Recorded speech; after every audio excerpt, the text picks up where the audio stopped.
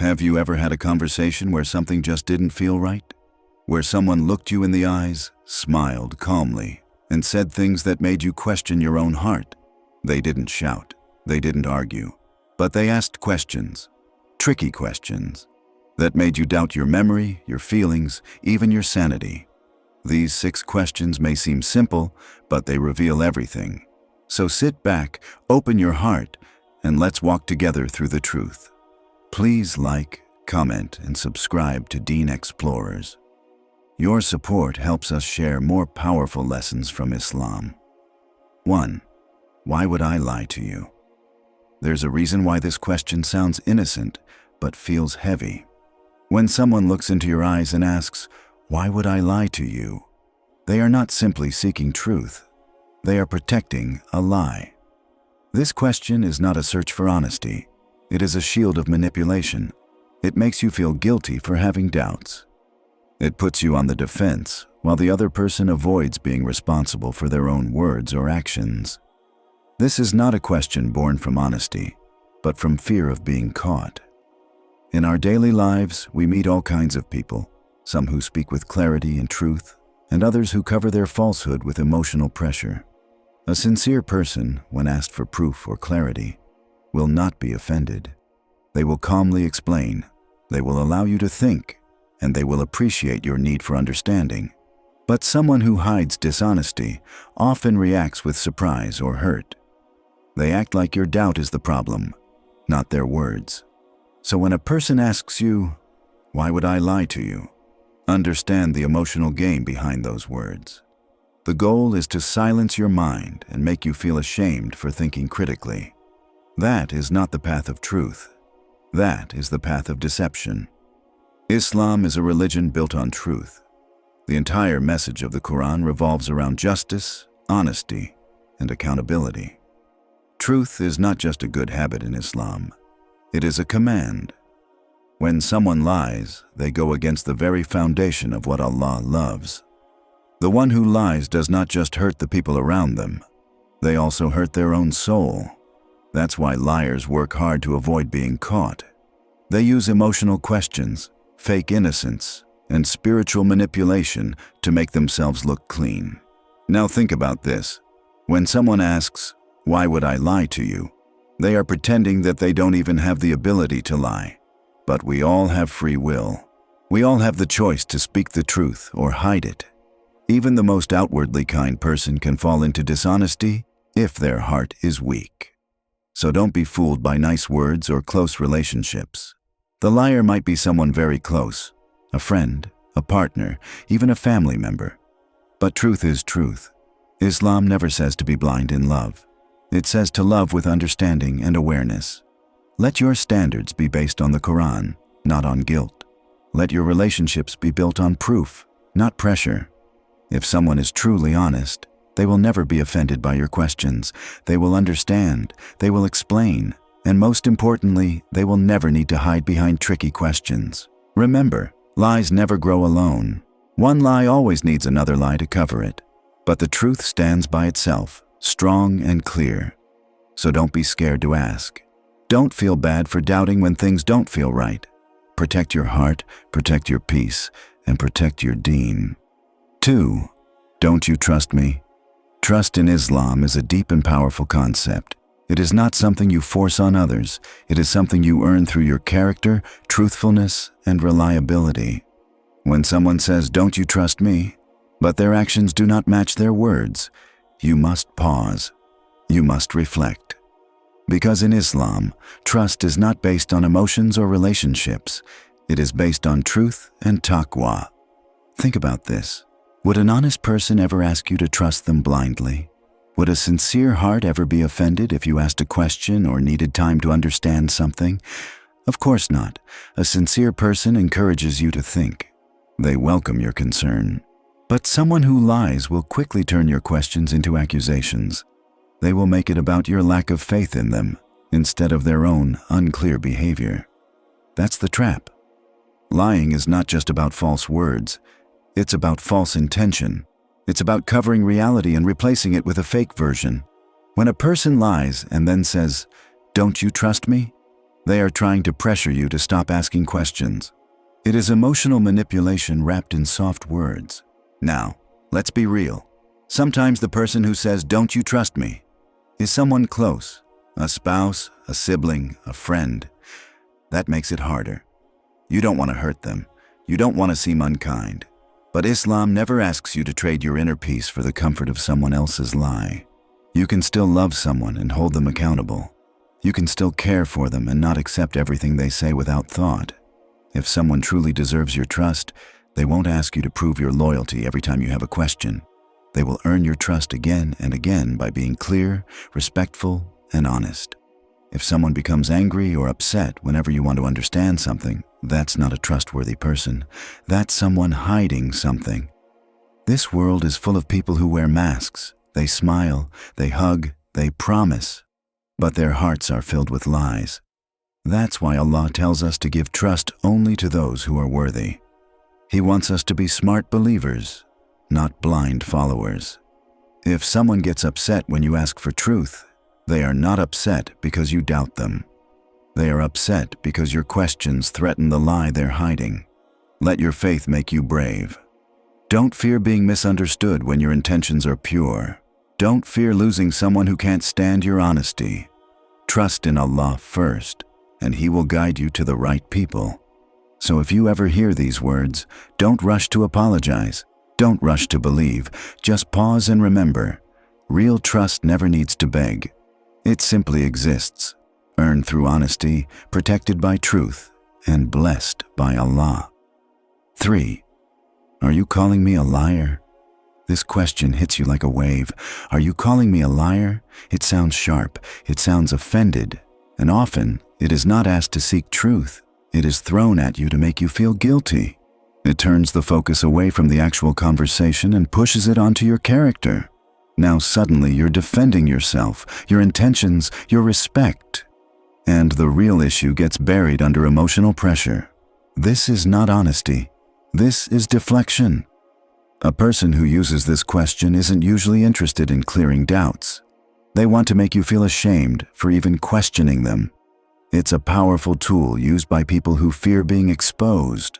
They try to silence your instincts by making it seem like you're the wrong one. It's like they're saying, "How dare you not believe me?" But ask yourself, if someone is truly innocent, why would a simple question offend them so much? But liars, they take offense quickly.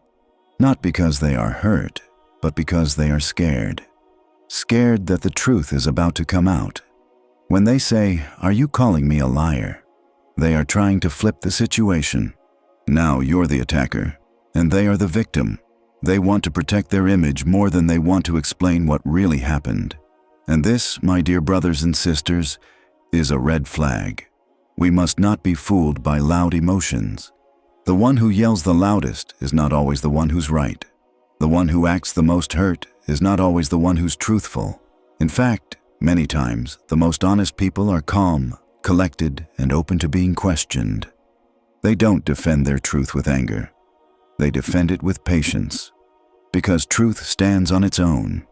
It doesn't need force. It doesn't need guilt. In your life, you might meet someone who uses this question against you. Maybe they are close to you. Maybe they use love, respect, or history to make you feel bad.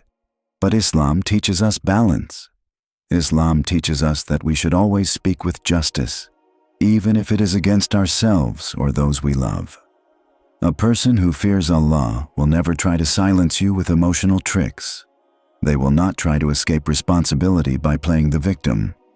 Instead, they will sit down with you, clear the confusion, and build trust through honesty. They will not be insulted by your need for clarity. They will appreciate your desire for truth. You are allowed to protect your peace. You are allowed to ask questions. You are allowed to be wise. That's not disrespect, that's strength. And in Islam, true strength is not in shouting, accusing, or pretending. It is in truth, patience, and the courage to stand by what is right, even when others try to guilt you into silence. 4. Can't you just let it go? This question may seem like a call for peace. Can't you just let it go? Sounds like someone wants to move forward, to end conflict, to stop the back and forth. But in reality, this question is often used by people who don't want to deal with the consequences of their actions. It's not about peace. It's about escape. It's not about healing. It's about avoiding accountability. And in the mouth of a liar, this question becomes a tool to silence you. In Islam, forgiveness is highly valued. Letting go of pain, moving on, and choosing mercy over revenge, all of these are noble. But forgiveness does not mean forgetting truth. It does not mean ignoring harm, hiding facts, or pretending something never happened. Forgiveness is powerful only when the truth is acknowledged, when the wrong is admitted, and when the heart has the space to forgive with wisdom. When a person says, "Can't you just let it go?" without making things right, they are not asking for peace. They are asking you to protect their lie. Many liars use this line when they see that their words are no longer working. They see that you're noticing the cracks in their story. They feel the pressure building, so instead of clearing the truth, they give you a shortcut. Let it go. It's a way of making you feel that you're the one holding on to negativity. They want you to feel guilty for remembering what happened. But Islam never asks you to ignore reality for the comfort of others. Our faith is built on justice, but believers must understand, letting go does not mean avoiding justice. Islam teaches us balance. There are times to forgive and move on, but that forgiveness must come from a place of clarity, not confusion. From a place of truth, not lies. If a person continues to hide, continues to lie, and still says, "Let it go," what they really want is for you to forget what they did. Not because they regret it, but because they fear being exposed. You must listen to your soul. You must listen to your heart.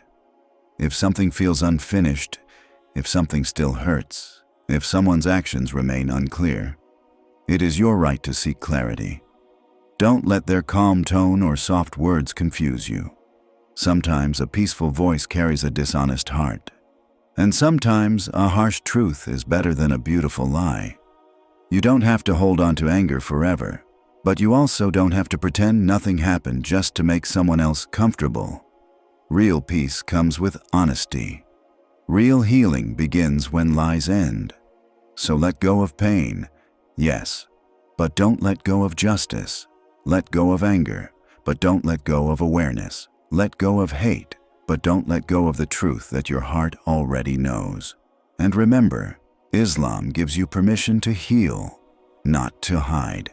You deserve the full story before you offer full forgiveness. And if someone truly wants peace with you, they will come with truth, not with excuses. 5. What's your problem with me?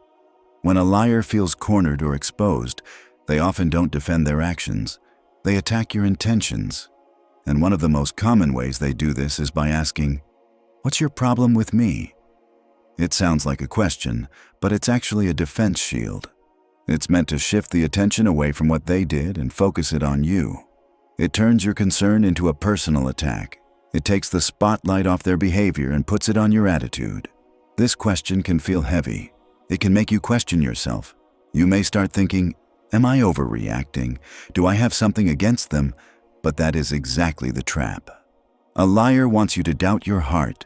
They want to make you feel like the wrongdoer, even when you are only seeking truth. They don't want to talk about what happened. They want to talk about how you're making them feel. In Islam, intentions are important, but truth is more important in action. You are not sinful for asking about something that doesn't feel right. You are not unjust for pointing out what went wrong. If someone has lied, cheated, or betrayed, your job as a believer is to speak up, not stay silent. Islam doesn't teach us to ignore wrong just to protect someone's feelings. Sometimes the person asking, "What's your problem with me?" may be trying to avoid guilt. They feel ashamed, but they don't know how to admit it. So they cover that shame with anger or pride. It's their way of staying in control. But remember, as a believer, you are not responsible for their emotions. You are responsible for your truth. There's a big difference between confronting someone and fighting someone. When you seek truth with calmness, when you ask for clarity with sincerity, you are doing what Allah loves. And if someone sees that as a personal attack, it's because they are not ready to deal with the truth yet. That's not your fault. Your job is not to win arguments. Your job is to stand with what's right, speak with respect, and protect your peace. If someone truly loves and respects you, they will not turn your truth into a problem. They will listen. They will reflect. And if they've done wrong, they will repent, not react. So stand tall. You don't have a problem with the person. You have a problem with the lie. And Islam gives you full support to address it, with wisdom, with kindness, and with courage. 6. Why are you overthinking it? This question is dangerous when it comes from someone dishonest, because it doesn't deal with the issue. It dismisses it. It doesn't answer your concerns. It avoids them. It makes you feel like you're the one making things complicated, but in reality, your heart is just picking up what your eyes cannot fully see. And that is not overthinking. That is wisdom. That is awareness. In life, your mind and heart are gifts. They are your alarm system. They protect you from harm. They warn you when something feels off. A liar will try to switch off that system by convincing you that you're paranoid. But someone who truly loves you, who's honest with you, will never mock your thoughts. They will help you understand. They won't say, "You're overthinking it." They'll say, "Let's talk about it." So if someone repeatedly tells you to stop overthinking every time you raise a concern, ask yourself, are they trying to help you find peace, or are they trying to hide the truth? You have a right to ask. You have a right to think. You have a right to feel. If you feel that something is wrong, pray to Allah for clarity. Ask Him to show you the truth. Don't silence your heart just because someone told you you're doing too much. Sometimes your soul sees what your eyes haven't yet understood. That's not weakness, that's insight. And remember, real love explains. Real truth doesn't hide. Real peace answers. So don't let anyone tell you that your thoughts are too much. What's too much is pretending everything is fine when it's not. What's too much is living in confusion while someone tells you it's all in your head. You are allowed to think. You are allowed to question. You are allowed to know what's really happening around you. That's not overthinking. That's honoring the mind Allah gave you. You see, liars don't always shout. They don't always lie with obvious words. Sometimes they hide behind soft questions, gentle tones, and sweet faces. But deep down, their goal is always the same: to escape the truth and to confuse you into silence. But you are not weak. Allah gave you a heart that feels, a mind that thinks, and a faith that shines. Islam teaches you to be kind, yes, but also wise. Merciful, yes, but never blind. You are allowed to ask. You are allowed to think. And most importantly, you are allowed to walk away from confusion and walk toward truth. Always remember, the more you connect with Allah, the clearer people become. You begin to see who's real and who's just using beautiful words to hide ugly lies.